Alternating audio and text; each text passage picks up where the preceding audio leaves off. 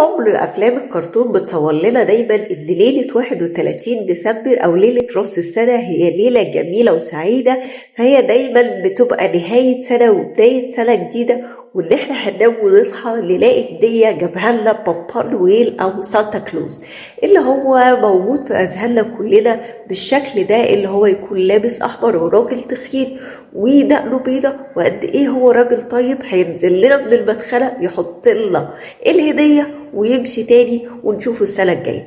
بس هل عمرك سألت نفسك هو بابا نويل أو سانتا كلوز شخصية حقيقية ولا خيالية؟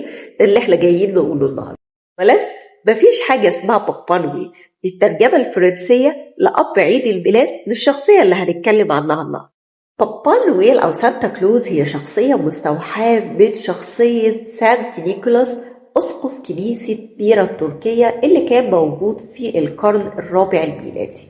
الشخص ده ورث ثروة كبيرة من أهله وهو كان راهب وكان بيحب فعل الخير، فكان بيوزع فلوسه وثروته كلها على الأطفال الفقراء، فكان بيجي بالليل يحط لهم هدايا نقدية ويمشي من غير ما حد يشوفه ولا حد يعرفه، طبعا لحد ما تعرف قصته وحكايته. وصادف ان سانت نيكولاس توفى في شهر ديسمبر، ففي ناس حبت تخلد ذكراه فعملت اللي كانت بيعمله ليلة 31 ديسمبر.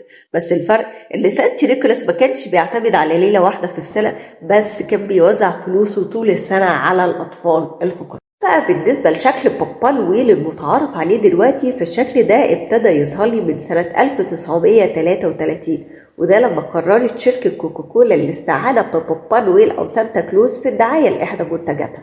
فمصمم الإعلان استعان بألوان شعار كلمة كوكاكولا الأحمر والأبيض، وراح راسم سانتا كلوز أو بابا نويل بالشكل ده، ومن ساعتها فضل ثابت معانا لحد دلوقتي.